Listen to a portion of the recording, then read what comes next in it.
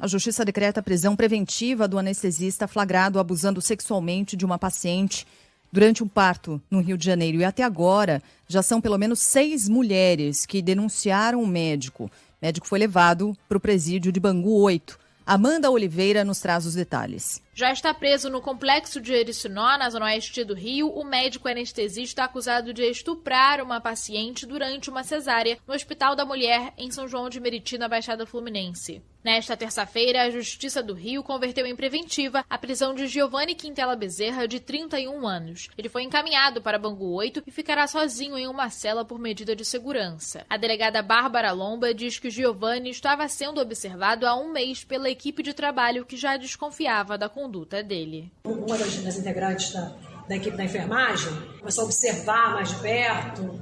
Quando ela começou a suspeitar, ela relata isso, ele começou a se incomodar, inclusive começou a olhá-la de forma intimidadora, começou a tratá-la rispidamente.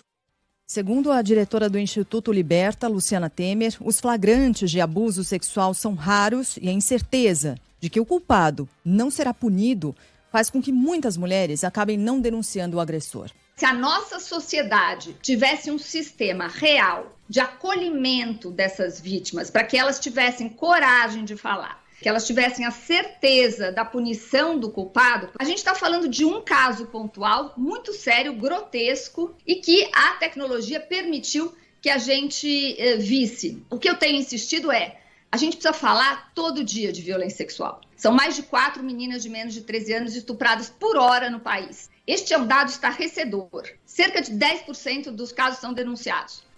A Luciana Temer, que liderou no Instituto Liberta, né, uma campanha bem interessante.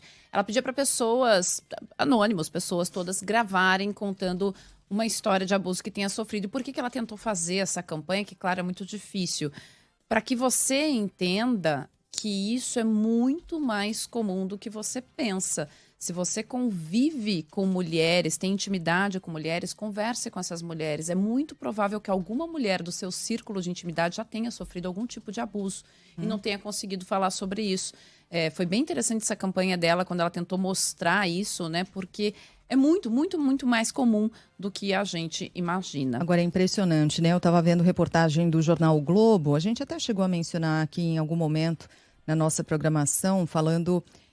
com base em números do Instituto de Segurança Pública obtidos pelo jornal Via Lei de Acesso à Informação, apontando que foram computados no estado do Rio de Janeiro 177 casos de estupro em hospitais, clínicas ou similares entre os anos de 2015 e 2021. Veja, esses dados de casos denunciados. Imagine todos aqueles outros tantos que a gente não tem conhecimento. Em média, é como se ao longo desses 7 anos aqui, uma pessoa, uma mulher, fosse abusada em uma unidade de saúde do Rio de Janeiro a cada 2 semanas. Repito, esses os números conhecidos. Capital Fluminense aparece à frente nessa estatística com 80 ocorrências do tipo no período, 45%. Seguida por Niterói, com 18 casos na região metropolitana, e depois Duque de Caxias, com 12 casos na Baixada Fluminense, né? Com 6 estupros em hospitais. Gente, olha a maluquice, a gente está falando de estupro cometido em unidade de saúde, em hospitais. Com 6 estupros em hospitais, sem considerar esse episódio aqui, esse mais recente, o município onde esse sujeito foi preso, ocupa a 5ª posição na lista, fica empatado com São Gonçalo, que tem mais do dobro da população. Não é exceção e não é caso isolado. E é assim que a gente tem que tratar.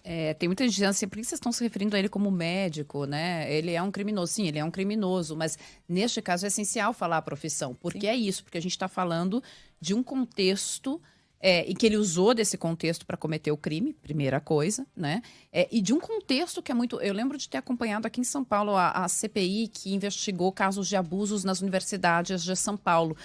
Infelizmente, a maior parte dos casos de abusos que eram denunciados ali na CPI vinham nas faculdades de medicina. E a gente mencionou isso ontem aqui, muita gente ficou revoltada. Não, vocês estão falando... Não, ninguém está falando contra médico, não é isso. Mas existe um discurso médico-hospitalar, existe um problema aí em você enxergar o paciente como um objeto, como uma coisa, sobretudo a paciente, né? E aí esses dados estão mostrando isso. E começa lá na formação, como mostrou essa CPI aqui no estado de São Paulo, mas se fizessem em outros estados, duvido que seria muito diferente disso.